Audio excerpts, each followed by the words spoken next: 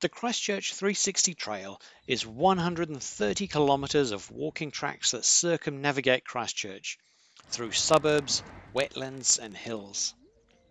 We'll stop at all the interesting spots along the way, take a few side trips and dig into the city's natural history and its human history. Join me for this 360-degree nerd's eye view of Christchurch. In the first episode, we'll walk from the Ōtākaro Avon River in Riccarton, just west of the city centre, south to the Ōpāwaho Heathcote River in Hillmorton. Our starting point is Dean's Cottage, the oldest surviving building in Canterbury. Brothers William and John Deans began farming here in the 1840s and built the cottage in 1843. They chose to settle at Putaringamotu, also known as Riccarton Bush, a patch of forest on the river. The name Putaringamotu means the place of an echo or the severed ear, and reminds us that this piece of bush is just a remnant of the swamp forests that used to cover huge parts of the Canterbury Plains. Forests retreated as the climate got cooler and drier. Large areas of the forest were burnt by lightning and by people during the moa hunting period. More was lost to logging and agriculture after European settlement. The dominant tall tree species in the forest is kahikatea, New Zealand's tallest tree. Captain Cook thought the trees would make good masts. Sadly for the Royal Navy and happily for the forest, the wood proved too soft. Maori harvested the berries, but it was a perilous job. A whakatoki or Maori proverb tells us that he toa piki rākau kahikatea, he kai nā te pakiaka. The champion kahikatea climber is food for the roots. Riccarton House was completed in 1856 by Jane Deans, widow of John, and is built of timber from the estate. It was extended in 3 stages and extensively renovated after the earthquakes. On Saturday mornings, the Riccarton Farmers Market is held in the grounds of the house, beside the Ōtākaro Avon River.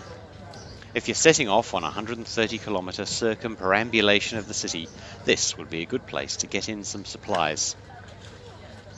We'll leave the river behind here, and we won't see it again until we get to Bexley. The trail starts in the suburb of Riccarton, winding through streets named for native trees. A surprising amount of Christchurch's history revolves around drainage, so here's a fancy suburb's fancy drains to get you in the mood.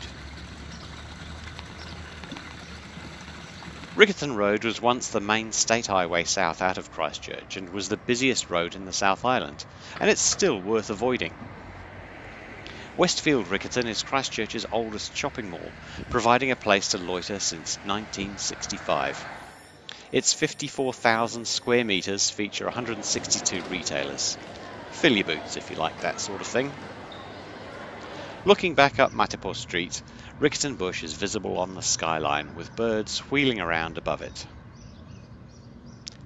Heading south on Matapo Street, we come to the Wharenui Sports Centre. The swimming pool here was opened in 1911 as the Wharenui Coronation Bath to celebrate the coronation of King George V. The pool has produced a string of world-class swimmers and struck gold with Mark Treffers and Janie Parkhouse at the 1974 Commonwealth Games. There's no way the British can cut this back. Get to look how far Mark Treffers is ahead. And Treffers is going to the wall. Mark Treffers of New Zealand has broken the Commonwealth Games record and won a gold medal. After earthquake repairs, the pool reopened in 2016 and is now unmissable with its Decipher Kiwiana mural. Next door, Wharenui School opened in 1907. The first principal was Frederick Alley and one of the first students was Rewi Alley. In 1927, Rewi Alley took a trip to China to see what the revolution was all about and ended up supporting the communist cause and staying for 60 years. He translated Chinese works and wrote dozens of other works. He survived the Cultural Revolution and became an important figure in Chinese-New Zealand relations. He's celebrated here at Wharenui and also at Christchurch Boys High School, but before he was famous they didn't think much of him. His trigonometry teacher told him he'd be good for nothing but breaking stones.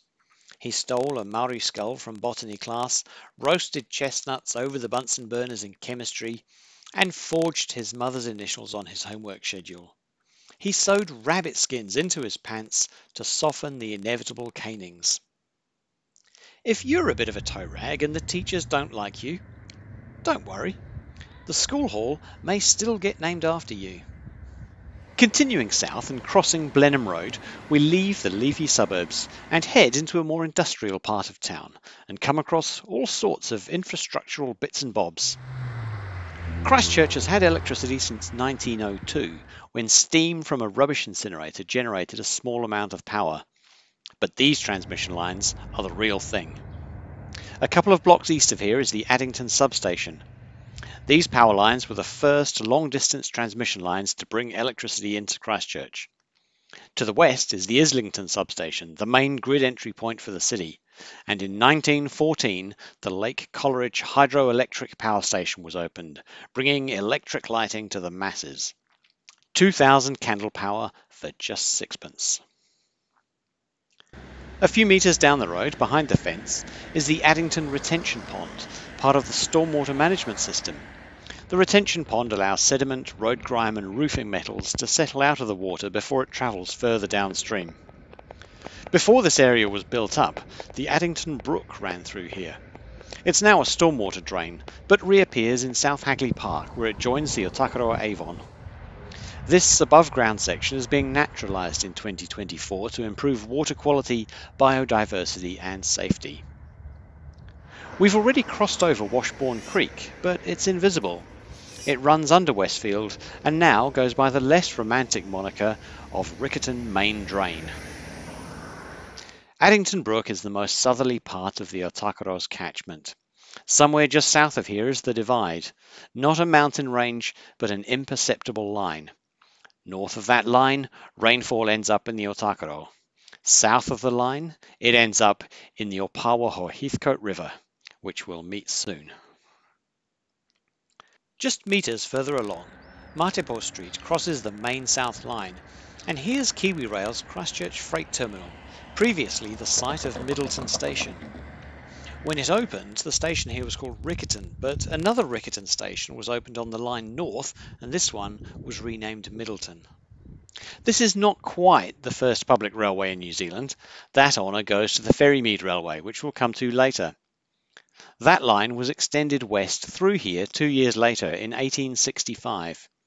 It reached Rolleston in 1866 and Selwyn in 1867. The line was completed as far as Dunedin in 1878 and Invercargill in 1879.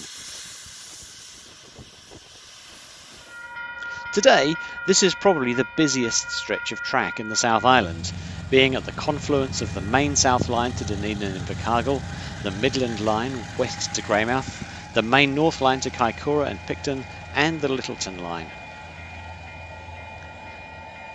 Turning into Wrights Road and looking across the car park, we can see Addington Raceway, home of the New Zealand Trotting Cup. Cup Day traditionally starts with a champagne breakfast and goes downhill from there. It's not unheard of for school kids to do a final exam that morning, neck a bottle of wine in the school toilets and then stagger off to the races. Hence why this area has its own special one-day liquor ban. Most of the buildings along Wrights Road and Birmingham Drive are pretty standard commercial and light industrial steel and glass. Some like to show their post-earthquake engineering credentials on their sleeves. Validation Park is the original site of Maryland's School, a residential school for children with learning disabilities, run by the Brothers Hospitallers of St. John of God. This was a place of abuse and neglect, cruelty and terror. The reserve was renamed in 2024 at the request of survivors after the release of a report into the school by the Royal Commission of Inquiry into Abuse in Care. The cycleway from Validation Park ducks under the Christchurch Southern Motorway, the last chunky bit of infrastructure we'll see in this part of town. The motorway was part of the Master Transportation Plan proposed in 1962. After existing on paper only for nearly 20 years, version 1, the Southern Arterial from Brougham Street to Curletts Road, opened in 1981. The upgraded version you see today opened in 2012. Hillmorton Hospital is on the left on Annex Road. It provides specialist mental health and addiction services. These include medium security forensic services, which is why parts of the hospital look more like a prison. Hillmorton was previously called Sunnyside Hospital and, before that, Sunnyside Lunatic Asylum. It was founded in 1863 to house criminals considered insane who had previously been held in Littleton Jail. Its services soon expanded to cover all manner of mental illnesses. Famous patients include artist Rita Angus and author Janet Frame. At the end of their lives, Sunnyside was home to Mabel Howard, New Zealand's first female cabinet minister, and Richard Pearce, inventor of the aeroplane. Maybe, although some Americans beg to differ. If you choose to turn right off Annex Road, because the hospital is a bit grim, you come to Curletts Stormwater Basin. The basin is part of the Upper Heathcote storage scheme. Curletts stream used to run through here. Draining the industrial area, it was one of the most polluted rivers in the region. The flush basin and the plants in the wetland help remove sediment and pollutants from the water before it flows into the Ōpāwaho Heathcote River. The basin is actively controlled with floodgates that control when water is released downstream. Curletts Stream, which ran behind Mohiki Gardens, is now usually a dry bed. It's been replaced by the outlet for the stormwater basin, and it fills up during heavy rain. We emerge into Seager Park and the Sunnyside Heritage Garden.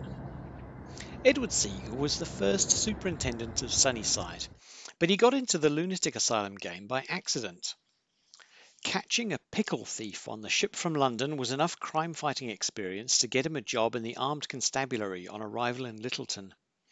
He was quickly promoted to sergeant and became warden of Littleton Jail, which was home not only to criminals but also to lunatics. Seager, unlike many of his day, thought that lunatics could be treated and perhaps even cured.